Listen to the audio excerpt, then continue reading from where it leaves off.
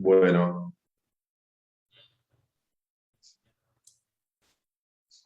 ok.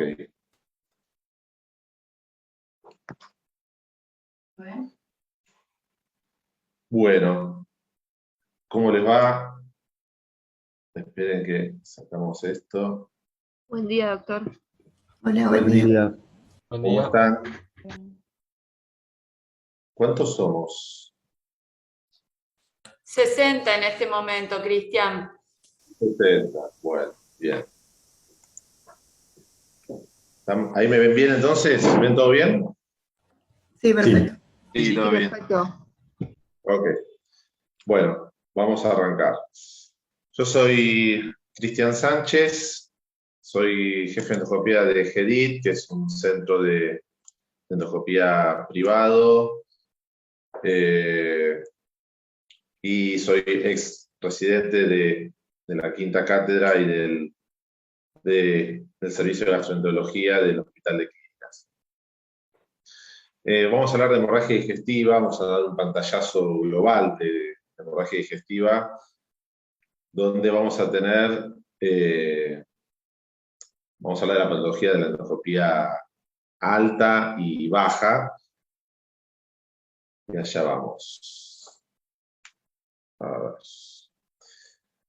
Empecemos con endoscopía alta, con hemorragia digestiva alta. Es aquella pérdida de sangre en el tubo digestivo que se produce próximo al ángulo de Treitz, ¿sí? Desde la boca hasta el ángulo de Treitz se considera hemorragia digestiva alta. Es la emergencia gastrointestinal más frecuente, ¿sí? La que nos hace estar más alerta, y tiene una mortalidad global entre el 5 y el 15%, depende del tipo de hospital y las patologías más prevalentes. Por ejemplo, en los centros donde hay más patología varicial, esta mortalidad aumenta. Fíjense que la hemorragia digestiva alta no varicial tiene alrededor de un 10% de mortalidad, en cambio la generada por sangrado, por hipertensión portal, llega hasta el 50%. Las causas de hemorragia digestiva alta más frecuentes, por lejos, es las úlceras gástricas y duodenales, seguido de la gastritis erosiva, sobre todo en pacientes críticos de terapia intensiva, las varices esofágicas, como les decía, más raramente el cáncer gástrico, y Mallory Weiss, que es un desgarro de la unión esófago-gástrica o las lesiones vasculares, en menor medida. Pero por lejos, el concepto es que la mayoría son por úlceras gastroduodenales. Las hemorragias digestivas se clasifican en dos grandes grupos, como les decía recién, que son la hemorragia digestiva no varicial, ¿sí? Que lleva en un hospital general un 85% de los casos, y la varicial. ¿Por qué se hace esta división? Básicamente porque el tratamiento y la evolución es totalmente diferente entre una y otra. Ya vamos a ir viendo. Las manifestaciones clínicas es hematemesis. ¿Saben lo que es hematemesis, no? Sí. Es la expulsión de sangre del tubo digestivo por la boca, el 25%. Melena, ¿sí? Que es materia fecal negra, color alquitrán, con un color muy particular. El día que sientan una melena no se van a olvidar más, porque es un color muy característico, muy diferente. O hematoquesia, que es una expulsión de sangre roja por el ano. Uno lo primero que debe hacer es un triage cuando se presenta un paciente con hemorragia digestiva. Por supuesto, empezando por el interrogatorio, ver la forma de comienzo, qué antecedentes patológicos tiene ese paciente, si ya tiene antecedentes de hemorragia previas, si el paciente ya tuvo una hemorragia varicial, lo más probable es que vuelva a ser una hemorragia varicial. Enfermedades concomitantes, si tiene diagnóstico de hepatopatía, y si toma medicamentos como antiinflamatorios o anticoagulantes, que va a hacer que el manejo sea un poco más complejo. En el examen físico, lo primero que tenemos que hacer son los parámetros hemodinámicos, ¿sí? Acá la verdad que tanto no nos importa si tiene reflejo rotuliano, acá lo importante es saber su estado hemodinámico. Para eso, los parámetros hemodinámicos son tomarle la presión arterial, ver si tiene ortostatismo, frecuencia cardíaca, ¿sí? Frecuencia respiratoria, saturación de oxígeno. Y sí, en un primer vistazo uno puede ver si tiene estigmas de hepatopatía crónica, ¿sí? Ascitis, spiders, si tiene deterioro sensorio, si tiene aliento fenólico. Bueno, todos estos datos nos van a ayudar mucho para este enfoque inicial. Y lo primero que debemos hacer es la resucitación. La resucitación consiste en poner dos vías periféricas, expandir al paciente de modo de que recupere su estabilidad hemodinámica, evaluar si necesita transfusiones y corregir las coagulopatías. Acá ven ejemplos de sangrados en chorro, ¿sí? Fíjense, eso es una úlcera, ¿sí? Con un sangrado en jet. Tengo buenas noticias igual. La enorme mayoría de los sangrados no variciales se autolimitan, 85 al 90%. O sea que solamente continúa sangrando o recae un 10 a un 15%. Vamos a ver cómo podemos distinguirlos. Entonces, ¿cómo hacemos la evaluación inicial? Bueno, evaluamos el estado hemodinámico y las medidas de resucitación inmediatamente al ingreso. Evaluamos el tema de la transfusión. Si tiene una hemoglobina mayor a 7, es lo ideal en pacientes con enfermedad, mayor a 7 para todos los pacientes, y más si tiene enfermedad coronaria. Es decir, hay que calcularle que más o menos el paciente debería estar en más de 21 hematocrito, en un paciente sin antecedentes, y si es un paciente coronario, apuntar hacia 28-30 hematocrito, ¿sí? Y la evaluación del riesgo, ¿sí? Si es alto o bajo, esto nos va a dar un parámetro, el riesgo que tiene ese paciente, para ver cuándo hay que hacerle la endoscopía, si lo tenemos que internar, si lo mandamos a la casa, o qué riesgo tiene de resangrar. Todas estas cosas es lo que uno tiene en la cabeza cuando se enfrenta a un paciente con hemorragia digestiva. El score de ROCAL es un score de riesgo que sirve para esto, que está muy bien validado en el mundo, y que mide todo esto, ¿sí? Parece muy complejo, pero es muy sencillo. Si ver la edad del paciente, esto le da puntos. Si está chocado, si tiene taquicardia o si tiene hipotensión, ¿sí? Midiendo la sistólica y la frecuencia cardíaca. Si tiene comorbilidades serias, que suma mucho, 2 puntos o hasta 3 puntos. Si tiene enfermedad coronaria, EPOC, diabetes, si está anticoagulado. Fíjense que los pacientes oncológicos suma 3 puntos, lo ponen en alto riesgo, los pacientes con insuficiencia renal crónica también, con insuficiencia hepática. Y luego ya parámetros que nos va a dar el informe endoscópico, ¿sí? Si no tiene lesión o esos Mallory Weiss es de bajo riesgo, cualquier otro diagnóstico tiene un punto, y si tiene cáncer de algún tipo, suma 2 puntos. Y los estigmas de desangrado reciente, que ahora lo vamos a ver, es la evaluación también endoscópica. Entonces, haciendo esos números, sumando rápidamente, vemos que si el paciente tiene un riesgo bajo, va a tener 2 puntos o menos, un riesgo intermedio es 3 a 4 puntos, y un riesgo alto es más de 5. Y fíjense, si tiene menos de 3 puntos, la mortalidad es de menos del 1%, pero los pacientes con 8 puntos tienen una mortalidad de alrededor del 40%. Por ese sangrado, el paciente tiene un 40% de morirse. ¿Cómo hacemos para sumar 8 puntos? Volvamos atrás. Un paciente renal crónico, que es de 82 años, que llega hipotenso y tiene un coágulo en la endoscopía, bueno, tiene un 40%, ahí suma más de 8 puntos, tiene un 40% de riesgo de morirse ante ese evento. Entonces, una vez que clasificamos los pacientes bajo y alto riesgo, se debe utilizar cualquiera de estas escalas, y nos va a posicionar en cómo manejar este paciente. El timing de la endoscopía. Es muy frecuente, yo estuve de los dos lados, del lado de los que pedían endoscopía y ahora del lado de los que hacemos la endoscopía, y uno tiene como una urgencia por hacer la endoscopía apenas llega el paciente. En realidad eso no está demostrado que cambie el pronóstico, ¿sí? Es como que sentimos que necesitamos que alguien vaya y cierre la canilla del sangrado. Lo óptimo es realizar dentro de las 24 horas de admisión, ¿sí? Luego de realizar las maniobras de resucitación, que el paciente esté más compensado hemodinámicamente, y va a permitir el diagnóstico y tratamiento eventual. Esto disminuye los gastos, obviamente que disminuye la necesidad de cirugía, y fíjense que no hay beneficio adicional en hacer la endoscopía antes de las 12 horas o antes de las 24 horas respecto a resangrados y a mortalidad. Sin embargo, hay algunos pacientes seleccionados que hay que hacerlo bien precoz, dentro de las 12 horas. Y estos son los pacientes con inestabilidad hemodinámica, a pesar de lo que nosotros le estamos ofreciendo, o que tienen un sangrado masivo.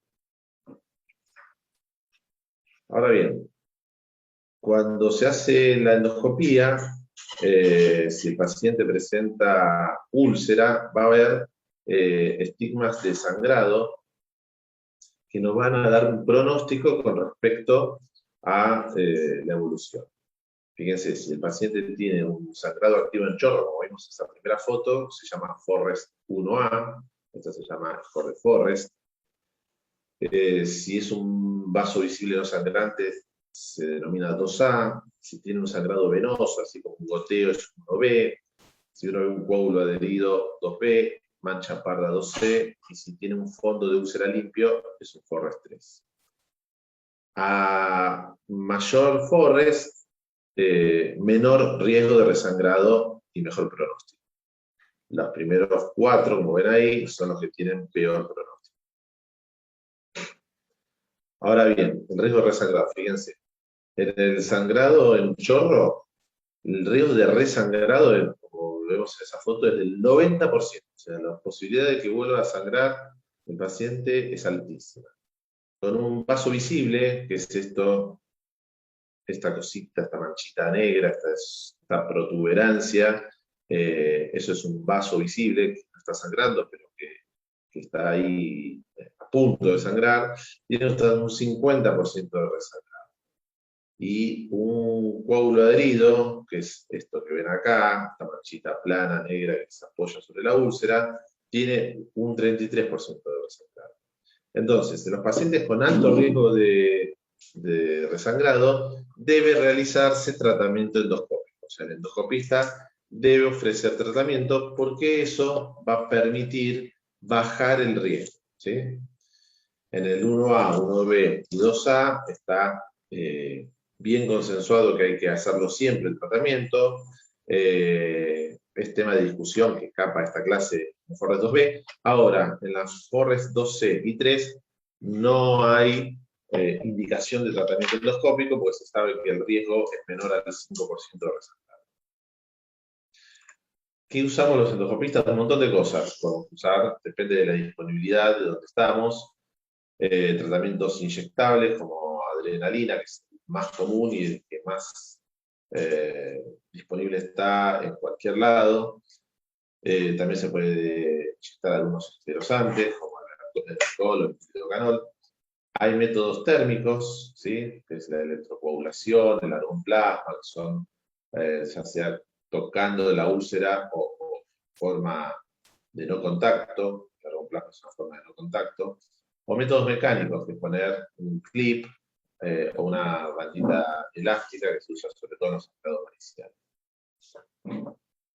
Así tienen esquemáticamente este tipo de método, ese es el argonplasma, y esos son los famosos clips.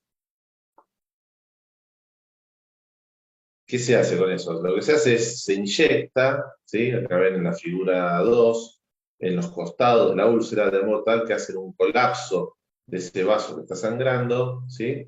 Luego se puede inyectar sobre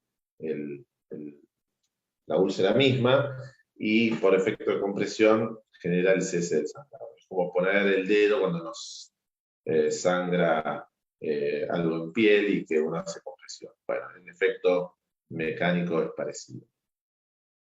La terapéutica endoscópica es recomendada hacerla combinada, es decir, de todas esas herramientas que uno tiene, lo ideal es hacer dos cosas. Por ejemplo, una inyección y una terapia térmica, ¿sí? O una inyección y un clip, ¿sí? La monoterapia, es decir, hacer solo una cosa, es útil, pero es muy superior a hacer dos, ¿sí? Entonces, si uno cuenta con estos medios, es importante hacer la doble terapéutica. Después de la endoscopía, debemos hacerle tratamiento médico, ¿sí? Acuérdense, estamos siempre hablando del tratamiento no varicial, ¿sí?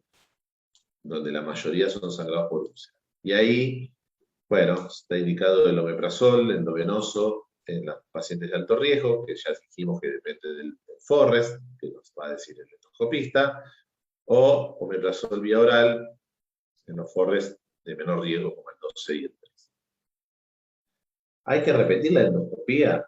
Si ya la hicimos, bueno, a priori no. No está recomendado, bueno, para ver cómo está la úlcera. Eso es bastante típico en las salas de clínica médica. Hagámosle un control a las 48 horas para ver cómo está la úlcera, ¿no? La úlcera va a estar ahí, no sé qué queremos ver, ¿sí? Solamente hay que hacer una segunda endoscopía cuando hay signos de resangrado. El paciente volvió a descompensarse, tiene hematemesis, tiene melena, ¿sí? Entonces ahí sí uno tiene indicación. Si 2 veces ya le hicimos tratamientos endoscópicos diferentes, bueno, la posibilidad es de, ahí sí el paciente llevarlo para cirugía, pero chicos, realmente esto es excepcional. Hoy en día, los cirujanos de hoy casi no conocen la cirugía por hemorragia digestiva, son absolutamente excepcionales, menor al 5%. Bueno, ¿a quién internamos? Internamos a los pacientes de alto riesgo, ¿sí? Ya sabemos lo que es alto riesgo, sangrado activo, vaso visible, coágulo adherido, al menos 3 días. ¿Por qué lo dejamos internado 3 días? Porque son los que sabemos que tienen riesgo de resangrar, ¿sí? Pero sí hay que alimentarlo en forma temprana. Una cosa bastante, un vicio bastante común es, no, como tiene una úlcera, dejémoslo en ayunas, y el paciente está ahí muerto de hambre durante 3 o 4 días, y en realidad el alimento no le hace nada a la úlcera, ¿sí? Eso es como un mito popular de que no le debemos comer porque tiene una úlcera para ver si se le abre la úlcera. Sí hay que darle líquidos claros, por lo menos que inicien con líquidos claros, pero no porque le haga daño a la úlcera, sino por si vuelve a sangrar para que no tenga el estómago ocupado con comida. ¿Se entiende? Pero el alimento no es que le hace mal a la úlcera. Por favor, espero que ustedes sean de la camada que no digan más esas burradas que se dicen en los hospitales y en los sanatorios de que no hay que darle de comer porque la úlcera se lastima. Esto no es así. ¿Hay pacientes que podemos mandar de alta? Sí, existe. Los que tienen una úlcera con base limpia, si están obviamente estables, con buen hematocrito, y sin otros problemas médicos ni sociales. A ver, si es un abuelito que tiene un geriátrico, no hay quien lo cuide, bueno, probablemente por temas sociales el paciente lo internemos. Ahora, un paciente joven, estudiante de medicina de la quinta cátedra, que tomó antiinflamatorios porque fue al gimnasio y tuvo melena y encuentran una úlcera Forrest 3, ¿sí? Con 32 de hematocrito y sin otra cosa importante, ese paciente se puede ir a la casa con tratamiento con omeprazol vía oral. Para prevenir que no le vuelva a pasar eso, bueno, hay que buscar el Helicobacter pylori, esto es para una clase, seguramente van a tener clase de úlcera de Helicobacter pylori, hay que tratarlo, mantener el IBP, digamos, el omeprazol, si va a tener analgésicos a largo plazo, por ejemplo, un coronario que tiene que tomar la cardioaspirina, ¿sí? Ahí va a tener que tomar asociado el omeprazol a la aspirina, ¿sí? Como resumen, lo resucitamos desde el punto de vista hemodinámico, le hacemos la endoscopía, lo clasificamos de acuerdo al Forrest, ahí vemos si hacemos terapéutica endoscópica, inhibidores de la bomba de protones endovenosa, o alta temprana e inhibidores de la bomba vía oral, erradicación del Helicobacter pylori. Acá vemos unos ejemplos, miren, eso es sangrado activo en JET, ¿sí? Se dan cuenta que es un chorro de sangre arterial, ¿sí? Bien. ¿Una consulta? Dale. Paramos acá que ahora empieza la hemorragia varicial, así que Los escucho. Recién que estábamos viendo la terapia preventiva, decía en la diapositiva que utilización de AINE, pero el AINE no es, incluso altera la circulación del estómago, ¿no? Incluso podría causar una úlcera. No, por eso, si el paciente necesita tomar AINES, por ejemplo, ya te digo, el típico ejemplo es el paciente con un ACV previo o un coronario que necesita tomar aspirina en forma crónica, entonces esos pacientes, los que se pueden suspender, se les suspende la antiinflamatoria. Ah, listo, perfecto. Ahora, si tiene que tomarlo por prevención de un próximo ACV, bueno, va a quedar con omeprazol fijo mientras tenga que tomar el antiinflamatorio. Por supuesto que si el paciente es, no, mira, pasa que tuve que estudiar mucho y me tomo Ibupirac todas las noches, ese es el típico paciente que debe suspender el antiinflamatorio, digamos que no tiene una indicación. ¿Bien? Perfecto, gracias. No, nada, Agustina. ¿Alguna duda hasta acá, chicos? ¿Seguimos? Seguimos. Sí, sí. Vamos. Doctor, yo le hago una pregunta, disculpe. Había Dale. hecho una de las primeras diapositivas que se transfundía cuando el hematocrito, no, la hemoglobina estaba mayor a 7. Pero si está menor, ¿qué pasaría? No. A ver, que el objetivo, si a lo mejor no fui claro ahí, el objetivo es tener al paciente con hemoglobina mayor de 7. En un paciente, Ok. un paciente estándar, es decir, como si vos, Mateo, tenés una hemorragia digestiva y no tenés ninguna enfermedad importante. El objetivo es tenerlo mayor de 7. Por supuesto que se transfunde si tiene menos de 7. Ahora, Claro, si el paciente es coronario, el objetivo es llevarlo a 10 la hemoglobina. ¿Tá? Entonces depende Sí, de lo que vos te encuentres, si llega el paciente y tiene 18 hematocrito, lo vas a transfundir.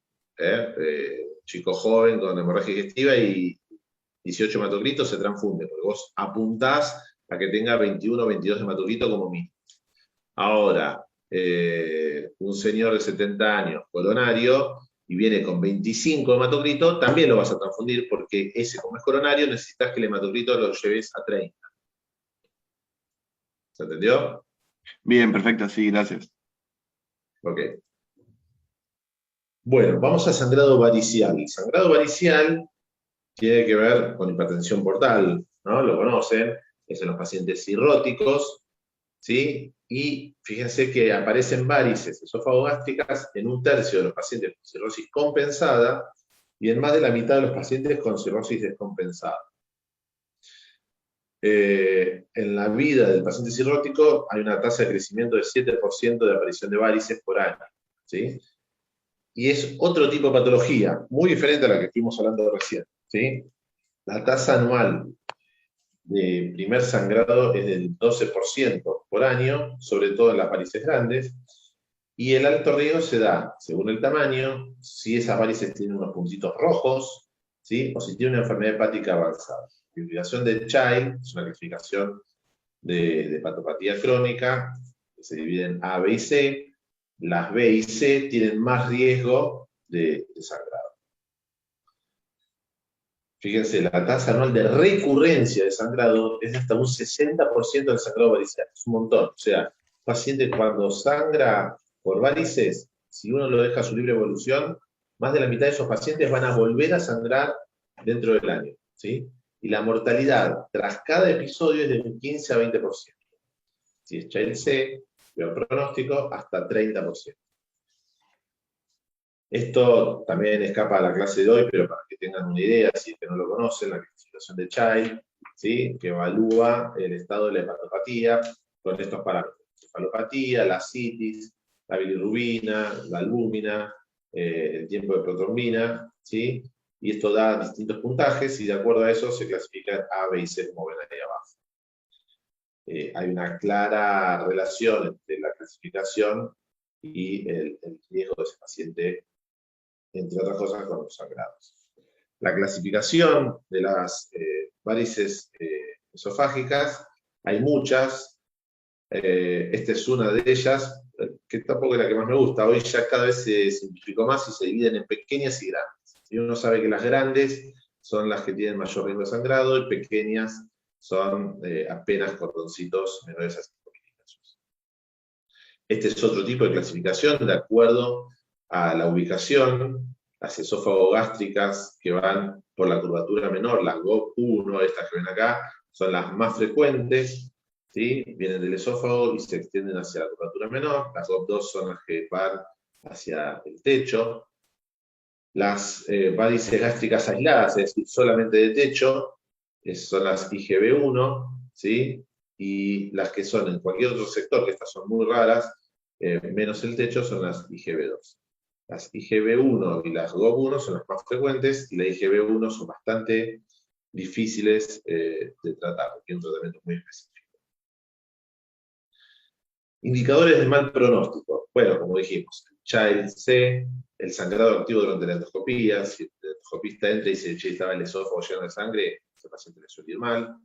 Si tiene asociado trombosis de la vena porta, si tiene una infección bacteriana asociada, el hepatocarcinoma. Y en forma experimental, no se hace de rutina. Si le hacen un gradiente de presión portal mayor a 20, se sabe que eso tiene pronóstico, o insuficiencia renal asociada. ¿Cómo podemos prevenir el sangrado? Bueno, en los pacientes, cuando aún no hay varices, una opción que se llama prevención preprimaria es el uso de propanolol, bloqueantes no selectivos, ¿sí? Que permiten disminuir la presión portal. Eso no hay una evidencia muy fuerte respecto a la preprimaria. Ahora, una vez que ya hay varices, ¿sí? Hay dos esquemas. No quiero mezclar con esto porque esto es todo un tema también, aparte, más allá de la hemorragia. Pero ya sea con beta bloqueantes, ¿sí? O con ligadura con bandas, que es un tratamiento endoscópico, ¿sí? Sobre todo en los pacientes de alto riesgo. Para el sangrado varicial hay múltiples tratamientos, ¿sí? Endoscópicos puros o a través de un procedimiento vascular, endovascular, que es la colocación de un shunt transyugular, que se llama TIPS, ¿sí? El tratamiento farmacológico, que tiene también su eficacia, o tratamientos quirúrgicos de salvataje. El tratamiento del episodio de sangrado, creo que esto es más importante para ustedes que lo entiendan. Primero, cuando hicimos el interrogatorio al paciente, ya sospechamos que es un sangrado varicial. Frente a ese paciente, debemos siempre internarlo en terapia intensiva. No hay que sobreexpandirlo, porque eso se vio que aumenta el sangrado. El objetivo es tenerlo apenas mayor de 90 la sistólica, ¿sí? O hasta 100 la frecuencia cardíaca. El objetivo también de transfusión es entre 7 y 9 la hemoglobina, ¿sí? Eso se vio que llevarlo a más arriba no tiene sentido y aumenta el riesgo. Y todos estos pacientes tienen plaquetopenia, ¿sí? Es casi una constante, básicamente porque tienen el vaso agrandado, por su portal, el hiperesplenismo asociado. Así que no tiene mucho sentido la transfusión masiva de plaquetas. Y el coagulograma también suele estar alterado por su hepatopatía. Tampoco tiene, no hay evidencia de que corregir la coagulopatía en el cirrótico, estamos hablando, genere mayor beneficio.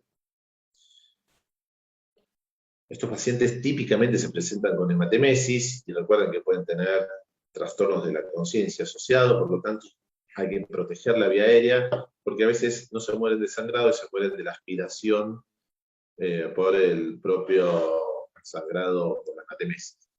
Así que, en ese punto de vista,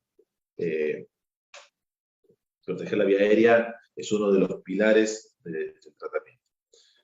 En situaciones de hemorragia masiva que no se puede llegar a la endoscopía, hay un balón que se llama Desen-Stacken-Blackmore, que es esa foto que ustedes ven ahí, que lo que hace es como si fuera una sonda orogástrica o nasogástrica, se puede poner, eso desinflado, y se infla de modo tal de que comprime el esófago, toda esta parte más larga, y esto se ancla en el estómago, ¿sí? Tiene toda una técnica que también escapa de esta clase, pero esto permite sostener al paciente para permitir la resucitación y luego poder hacer la endoscopía. Una vez que sospechamos o tenemos la certeza de que es un sangrado varicial por los antecedentes, por la historia previa, por los estigmas de patopatía, debemos ser precoces con el tratamiento farmacológico, ¿sí? Y darle drogas vasoactivas que se demostró que son tan útiles como la endoscopía. ¿eh? Y estas drogas hay que usarlas inclusive antes de la endoscopía, no hay que esperar la endoscopía, ¿sí? Estas drogas son la terlipresina, que es la que tiene mayor evidencia científica, la somastostatina o el octiotride. El octiotride es el que más se usa por una cuestión de disponibilidad. El uso por 5 días de estas drogas reduce el resangrado, ¿sí? Y sí hay que tener cuidado con la terlipresina, porque es un vasoconstrictor potente en los pacientes con enfermedad coronaria o enfermedad vascular periférica severa. Ahí, digamos, esto se hace obviamente con monitoreo, en terapia intensiva, como dijimos, y debe ser bien monitoreado y valorar riesgo-beneficio. Bueno, estos son datos que escapan también a la clase, cómo se utiliza, pero básicamente esto se usa 2 miligramos cada 4 horas, ¿sí? Luego 1 miligramo cada hora, platino o el peptide. Fíjense, una vez que tenemos estabilizado al paciente, tratamiento endoscópico del episodio de sangrado. 80% vamos a lograr controlarlo en los mejores centros. Esto significa que hay un 20% que aún con endoscopía no se puede controlar. Y la forma más eficaz es con la ligadura, ¿sí? Que es esto que ven acá, como unas banditas, como banditas del pelo para las chicas, ¿sí? O los chicos con pelo largo, que hacen que atrapen a la varice y la compriman de modo de parar el sangrado. Acá a la izquierda ven un sangrado activo, ¿sí? Piensen que esto es el esófago. Esto que ven acá es como si fuera la cascarita, técnicamente se llama white nipple, ¿sí? O pezón blanco. Eso es el estigma de que recién sangró. Esto es un tapón de plaquetas que paraban el sangrado. Sobre esto hay que poner la bandita de modo tal de evitar el resangrado. Entonces, tratamiento endoscópico a todos los pacientes que presentan sangrado. El banding es la forma recomendada, que acaban de ver. Si uno no tiene banding, puede hacer escleroterapia, se inyecta polidocanol alrededor de la varice, pero es más eficaz el banding. En las varices gástricas, esto que le decía, no sirve el banding cuando son varices gástricas aisladas y se usa un adhesivo tisular que se llama cianoacrilato. Hay que hacerlo en el centro de referencia, no lo hace cualquier endoscopista que va con su valijita a una salita de primeros auxilios. Esto se hace en centros de referencia. Y el tratamiento endoscópico es mejor si le asocia también el tratamiento farmacológico. O sea, la terlipresina, el octiotride, más la endoscopía, todo esto asociado, a los pacientes le va mejor. ¿Cuándo hacerlo? Esta sí, tan pronto como sea posible, porque si no nos quedamos sin pacientes. Acá si ustedes me llaman, me dicen, Cristian, mirá que tengo un paciente encefalopático que tiene antecedentes de un sangrado varicial previo y ahora está con hematemesis, yo tengo que dejar el partido de Argentina-Chile e ir corriendo a hacer la endoscopía porque ese paciente en ese tiempo se juega su chance de vida. Siempre hay que prevenir y manejar las complicaciones. Los sangrados variciales, una vez que para el sangrado, a veces los pacientes se mueren por sus complicaciones asociadas, peritonitis bacteriana espontánea, infecciones respiratorias, como les decía, si se aspiran. ¿Sí? Entonces, todos esos pacientes, cuando entran a una internación por sangrado, se les da antibióticos profilácticos. ¿Sí? Generalmente, norfloxacina 400 cada 12 o ceftriaxona 1 gramo cada 24 horas por 7 días. ¿Sí? Esto demostró que disminuye el riesgo de resangrado. ¿Puede resangrar? Sí, dijimos que sí, que en el mejor de los casos hasta un 20% van a resangrar. Bueno, revalorar de nuevo al paciente y el tratamiento. Si no hicieron tratamiento combinado, darle el tratamiento que le falta al paciente, o insistir con nueva tratamiento endoscópico, o aumentar las dosis de los vasopresores. Aquellos pacientes que no mejoran, bueno, fíjense, acá está el esquema del balón de Censtaken Black. ¿Ven cómo es? Esto comprime a las varices y esto ancla en el estómago para que no se mueva, ¿sí? Eso tiene 3 vías para insuflar, ¿sí? O sea, 2 para insuflar y 1 para aspirar el contenido. Esto son pacientes graves, se utiliza como salvataje, y ahí sirve como puente para ofrecerle otra cosa. Por ejemplo, el TIPS, ¿sí? Que lo que hace es, por vía endovascular, generar un shunt entre el sistema porta y el sistémico, de modo tal, acá este es un tip, ¿sí? De modo tal de bajar la presión portal, ¿sí? Es descomprimir el sistema portal, básicamente. Esto sirve como salvataje, evita la cirugía, pero claro, se genera un shunt, esto hace que la sangre evada al sistema, al hígado, por lo tanto aumenta la encefalopatía de los pacientes, y estos shunts, estos tips, se ocluyen a los 6 meses. Sirve como salvataje para un tratamiento posterior. La otra son shunts quirúrgicos, ir directamente a cirugía, y fíjense, este es el típico, ¿sí? El espleno renal, ¿sí? O sea, de la vena esplénica a la renal, se genera un shunt y con eso se descomprime el sistema portal. También esto hay que hacerlo en centros de referencia.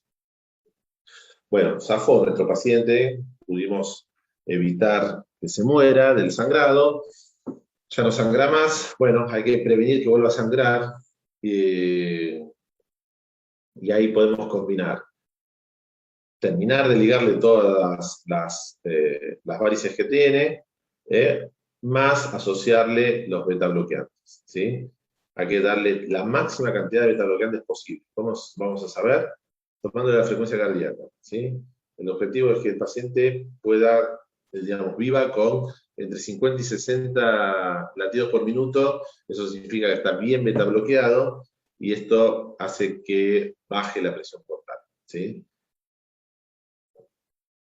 La ligadura con las bandas es la mejor modalidad de profilaxis secundaria, es decir, terminó el episodio agudo, sabemos que le quedaron más varices porque estaba lleno de varices este paciente, lo que vamos a ofrecer es, en forma programada, a los 10, 15 o 20 días, terminar de ligarle las varices con bandas. Entonces, resumen: medidas de reanimación, soporte con volumen endovenoso, transfusión sanguínea, la profilaxis antibiótica para evitar las infecciones asociadas, y la terapéutica farmacológica por 3 a 5 días después del sangrado, ¿sí? Si el sangrado es incontrolable, recurrir al TIPS, ¿sí? Y mientras se espera el TIPS, se puede poner el taponamiento con balón de Censtaken blanco. Fíjense que máximo son 24 horas de ese balón, o si no genera isquemia y el paciente se va a morir por el esófago isquemiado. ¿Alguna duda sobre hemorragia digestiva varicial? Sí, doctor, le hago una consulta. Sí. Si las manifestaciones clínicas de ambos tipos de hemorragia digestiva alta son iguales, y estamos en la situación de que el paciente podría entrar en shock hipovolémico, ¿cómo lo puedo diferenciar? ¿O primero lo estabilizo y después le hago un interrogatorio? Sí, a ver, si el paciente está chocado, vos vas a tratar de resucitarlo, no te importa si es varicial, no varicial, etc. ¿Sí? Por eso, mientras vos los estás resucitando, digamos, resucitando no significa haciendo RCP, resucitando es tomando todas estas medidas que estoy contando, de ponerle fluidos, de mejorar la presión, de transfundirlo si es necesario. Vas a tratar de rescatar datos de este paciente, ya sea hablando con el familiar, hablando con el médico que lo trajo en la ambulancia, si es qué sé yo, un personaje, un homeless, alcohólico que vive en la esquina del hospital y que lo trajeron porque vomitó sangre, y vos ahí tenés la alta sospecha de que estás frente a un paciente cirrótico, ¿sí? Si tenés historia clínica previa del paciente, vas a saber si tiene antecedentes de cirrosis o no. ¿Qué más? Si vos ves que tiene ascitis en el examen físico que lo estás resucitando, también vas a sospechar de que el sangrado es varicial hasta que se demuestre lo contrario, ¿sí? Si tiene estigmas de hepatopatía en el examen físico, como hipertrofia parotidia, que es una clásica de manifestación de los alcohólicos, bueno, también, si tiene historia de, no, mira, tiene hepatitis autoinmune o tiene cirrosis por hepatitis C, bueno, todos esos datos van a ser importantes para vos saber encarar si está frente a un sangrado varicial o no. Ojo, que a veces no lo sabés, a veces es la sorpresa en la endoscopía, no tiene ninguno de estos estigmas, no tenés datos del paciente, a ver, si está con deterioro del sensorio, es muy probable que sea cirrótico, ¿sí? Un paciente por una úlcera, para que tenga deterioro del sensorio, tiene que estar absolutamente chocado, está casi muriéndose, ¿tá? Entonces, todos estos datos clínicos, vos te va a dar parámetros para orientarte en el tipo de sangrado. No sé si soy claro. Perfecto. Sí, perfecto. Muchísimas gracias. ¿Alguna otra cosa? ¿Alguna otra Sí, pregunta? doctor, ¿cómo se hace en un primer momento el diferencial entre la varicial y la no varicial? Con esto que yo acabo de decir, Fabio, digamos, con la evaluación del interrogatorio y del examen físico del paciente y los antecedentes. Y si con todo eso no lo puedes hacer, bueno, lo va a hacer la endoscopía, ¿sí? Pero acuérdense que el sangrado varicial generalmente es con hematemesis, ¿sí? Generalmente es con el antecedente de hepatopatía previo, si es que lo rescatás, ¿sí? Como si puede ser que no tengamos ningún antecedente, sí, puede ser, bueno, va a ser un hallazgo de la endoscopía en todo caso, ¿ya? Pero esos datos son los que te generan. A ver, si una mujer de 28 años consume AINES, tiene melena y viene porque tuvo un cuadro presincopal, tiene 25 de hematocrito y bueno, lo más probable es que esa paciente tenga una úlcera por AINES, ¿sí? Ahora, como te decía, el borrachito de la esquina del barrio, con panzón, ¿sí? Con sospecha de ascitis, con su cartón de termidor bajo el brazo y encefalopático, lo más probable es un sangrado varicial. ¿Ok? Perfecto, gracias. Bueno, vamos a, más cortito es esto, y es el último 15% de la clase, en la hemorragia digestiva baja, ¿sí? La hemorragia digestiva baja se considera aquella que es generada del ciego hasta el ano.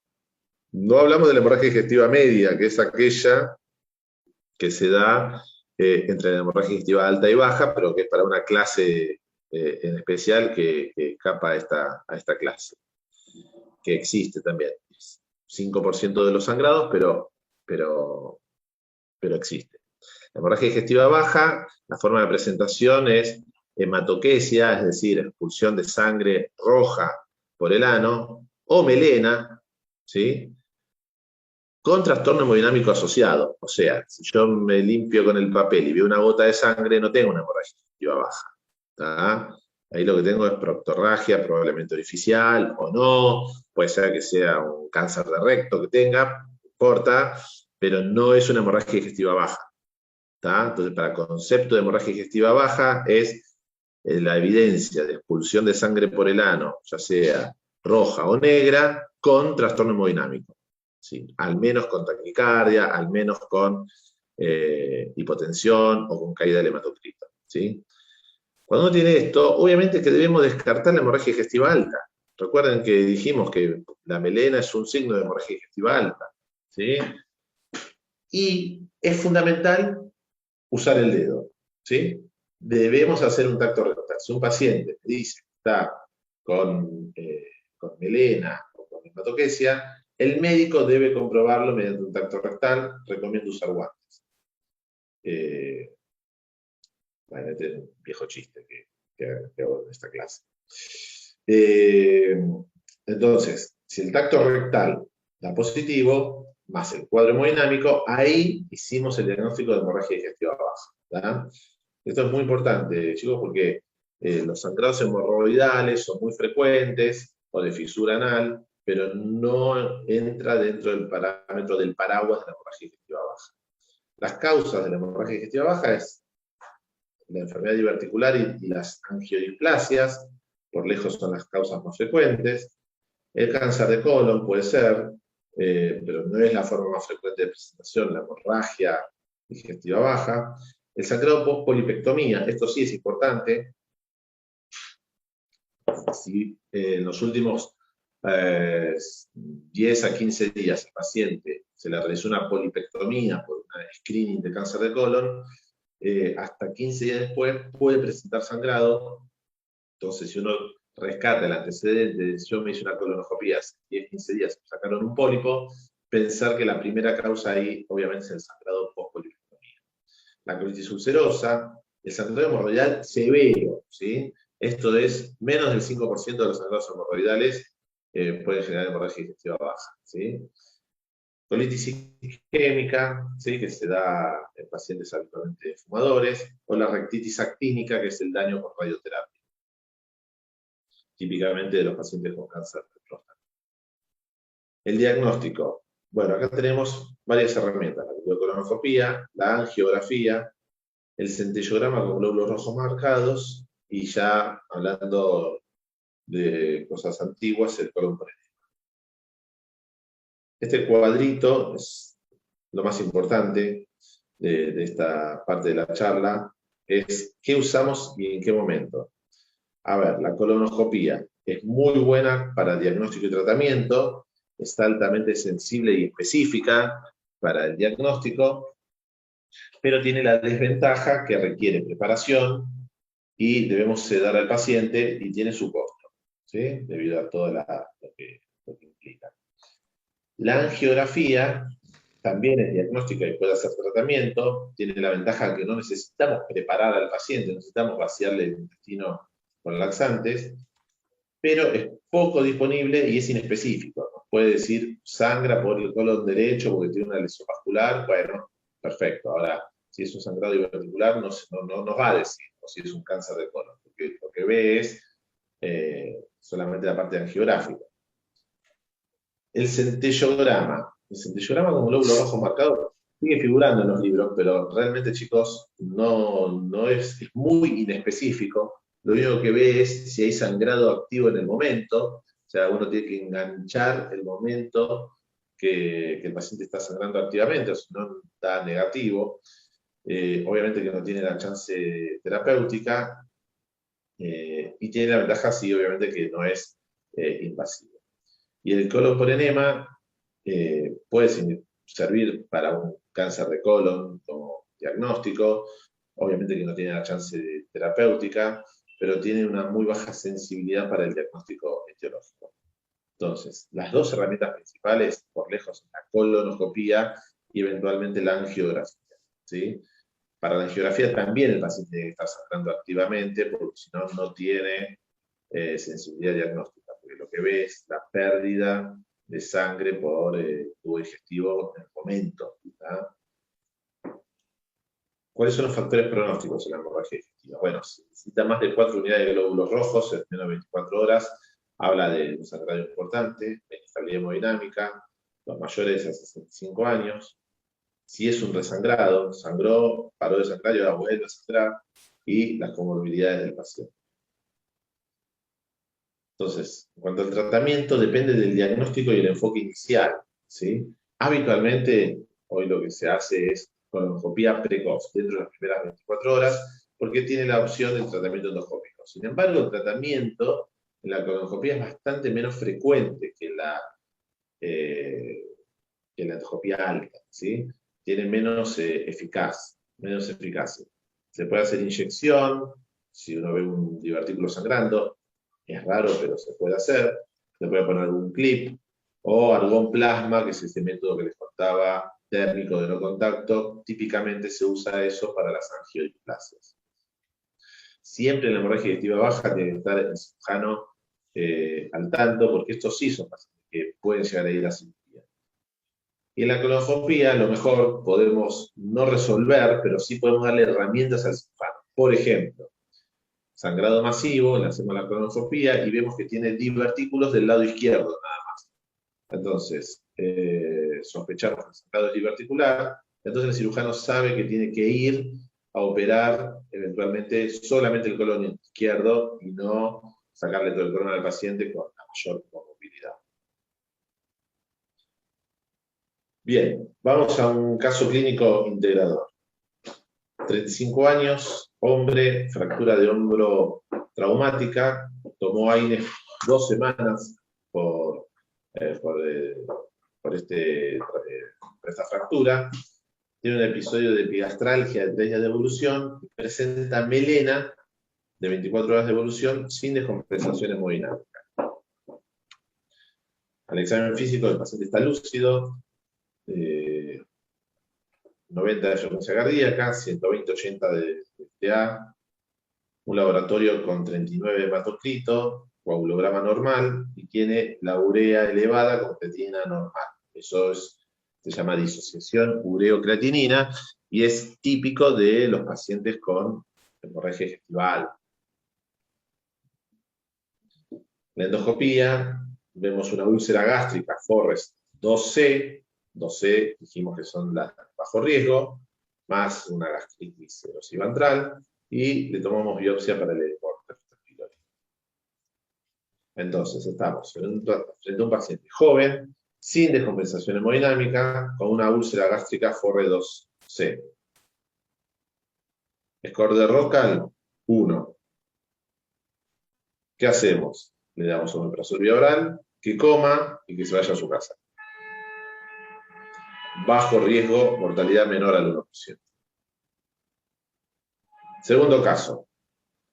Varón, 65 años, diabético, renal crónico, hipertenso, toma antiinflamatorios, aspirina, tiene melena de 12 horas de evolución y un episodio de hematemesis. El paciente está taquicárdico, normotenso, pero taquicárdico, lúcido, 33 de hematocrito, también con disociación ureocreatinina, aunque tiene insuficiencia renal crónica este paciente. Y en la endoscopía tiene una úlcera duodenal Forrest 2A. Como tiene una 2A, le da el tratamiento endoscópico con inyección de un clip. Mucha gente es fanática de poner el clip a todos los pacientes con hemorragia. Entonces estamos frente a un paciente más añoso, con comorbilidades, taquicárdico, con una úlcera 2A. Score de Rocal 8. A este paciente va a ir a terapia. Vamos a darle inhibidores de la bomba de protones en forma intravenosa por 72 horas. Y tiene un alto riesgo. Fíjense que frente a 2 melenas son 2 pacientes totalmente diferentes, ¿sí? Por eso es importante todos los datos clínicos, ¿sí? La hemorragia digestiva es un cuadro clínico, no es solamente hagamos la endoscopía a ver qué tiene, ¿sí?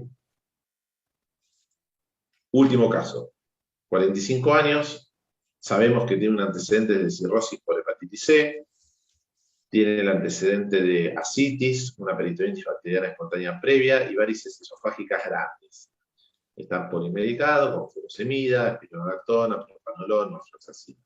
Y viene por hematemesis y melena de 6 horas de evolución. ¿Qué tendrá, chicos, este paciente?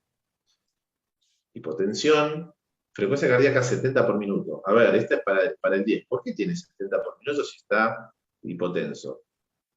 ¿Quién me lo contesta?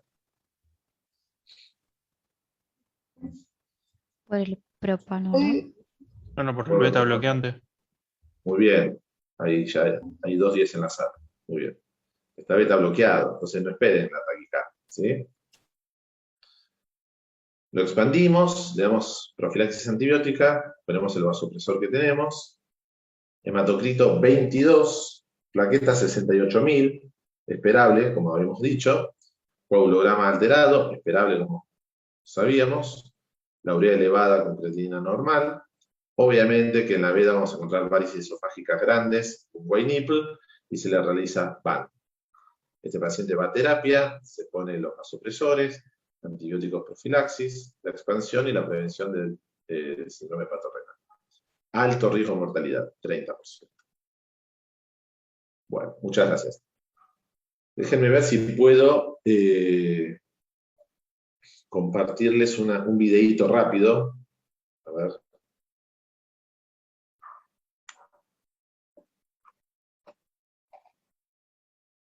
Déjenme ver.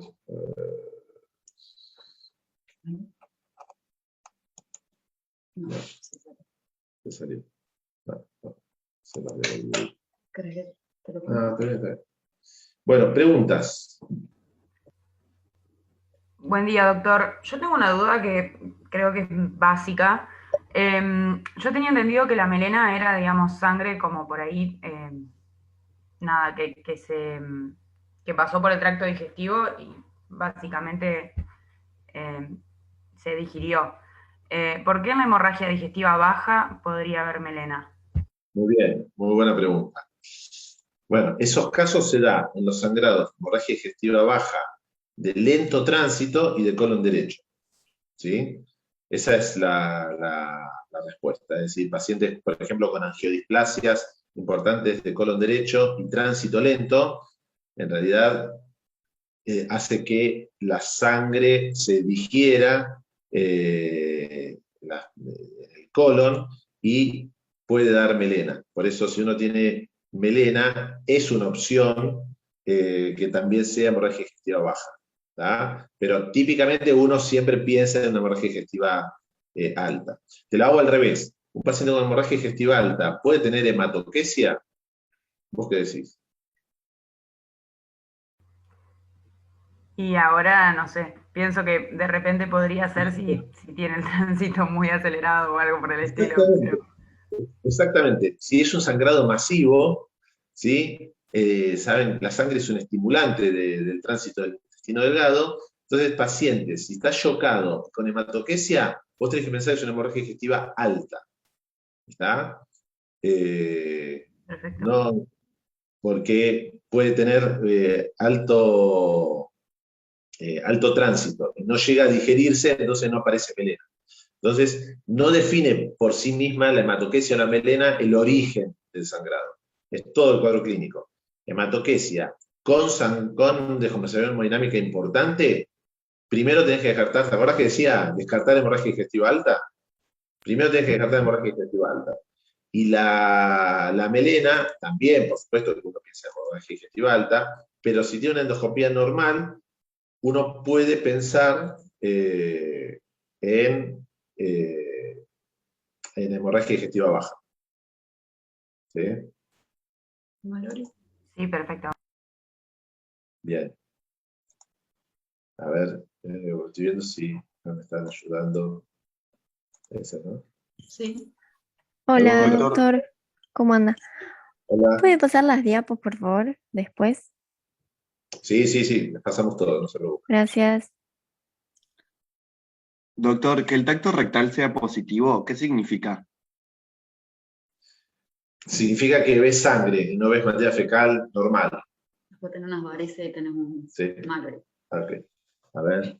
¿Se ve ahí? Sí. A ver, vamos a. ¿Ahí están viendo el video, chicos? No, ¿no? no, se siguen No. viendo las. Esperen un poquito. Un segundito. Acá.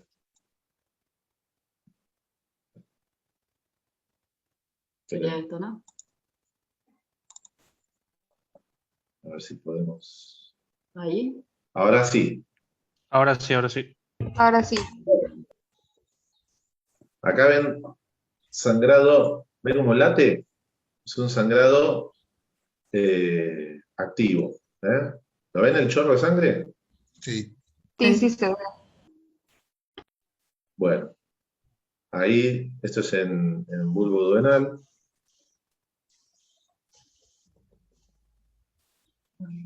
Esto es un método térmico, ¿sí? Que transmite calor y va a generar el cese, digamos, va a coagular el vasito ese que está sangrando.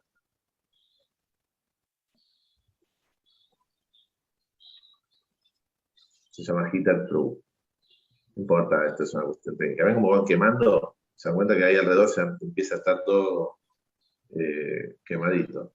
A veces cuando se saca ese catéter vuelve a sangrar. Bueno, no importa, son cuestiones técnicas que escapan a la clase, pero para que vean cómo se ve la hemorragia. Y este es un clip, ¿sí? O sea, dos métodos. Uno térmico, y acá se pone un clip.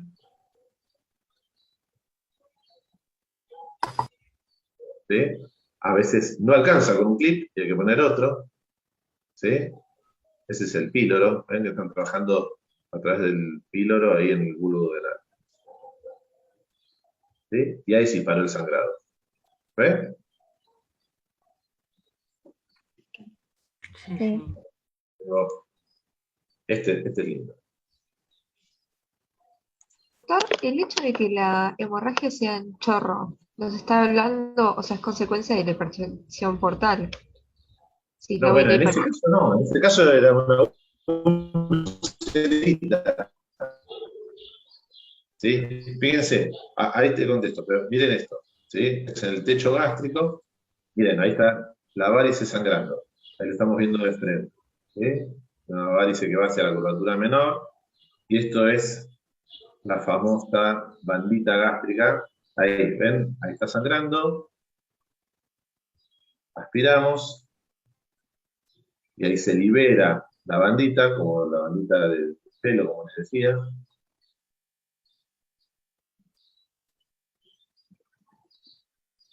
Listo, paró de sangrar. ¿Ven la bandita ahí?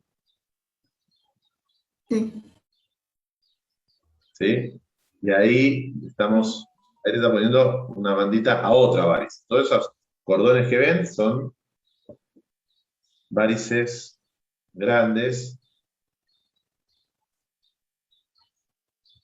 Se puede poner 6 o 7 bandas, hasta 7 bandas ahí, depende del dispositivo que nos contamos. Bien, listo. Stop share.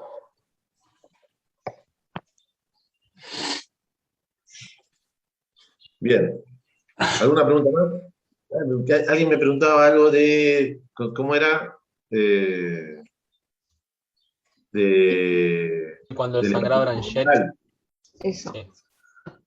No, a ver, las úlceras son causa de sangrado y no tiene nada que ver la hipertensión portal. La hipertensión portal da sangrado en las varices, ¿sí? El sangrado portal que vieron recién, ¿sí? Pero no, las úlceras no tienen nada que ver con la hipertensión portal. Claro, no, me llamaba la atención que fuera en jet y pensé que era por Bueno, la diferencia de presión, por la gran presión en la no, ambulancia. acordate que dijimos que las úlceras pueden ser sangrado activo, que es la force 1A, sangrado venoso, que es más lento, y el sangrado o un coágulo visible o un vaso visible, ¿sí?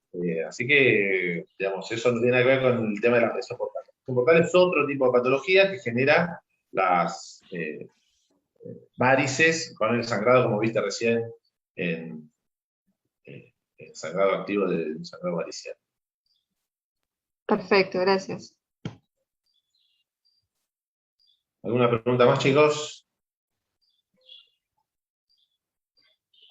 Anabela tiene el gato.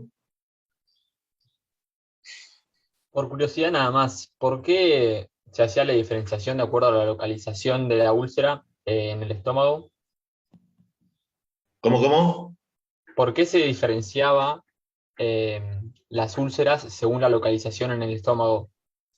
Habían unas que eran en el fundus y después el resto, No las algo así, úlceras, las varices. las varices. Las varices, ¿sí? Porque tienen distinto pronóstico, ¿sí? La enorme mayoría de las varices van a ser esas que te decía GOV1, que son del estómago, perdón, del esófago hacia la curvatura menor. Se extienden así. Eso es lo que viste recién en ese video, ¿sí? Después, las aisladas de techo tienen tratamiento diferente, que por ahí apareció en el slide, que era el cianocrilato, ¿sí? No importa, eso chicos es muy de especialista, no escapa a la clase de hemorragia digestiva. Ustedes sepan que hay distintas localizaciones de varices, y eso cambia el pronóstico, ¿tá? Pero las úlceras no, las úlceras pueden ser en cualquier sector, ¿sí? La enfermedad péptica, lo más frecuente es en el bulbo duodenal, ¿sí? En el antro gástrico, ¿sí? Y las de curvatura menor, en el techo, digamos, las que son más proximales, más cerca del esófago, son de peor pronóstico porque por ahí pasan vasos cortitos gástricos gruesos y que hace que sea de peor pronóstico. Bien. ¿Alguna pregunta más? Bueno, 66 seguimos siendo, bien, no se aburrieron tanto. Es un buen dato.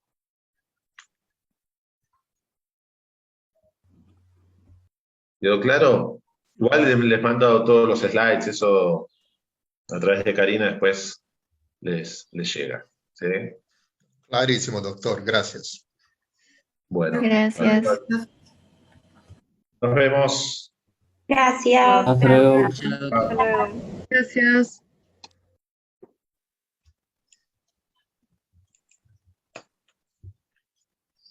Ah, es horrible. Es muy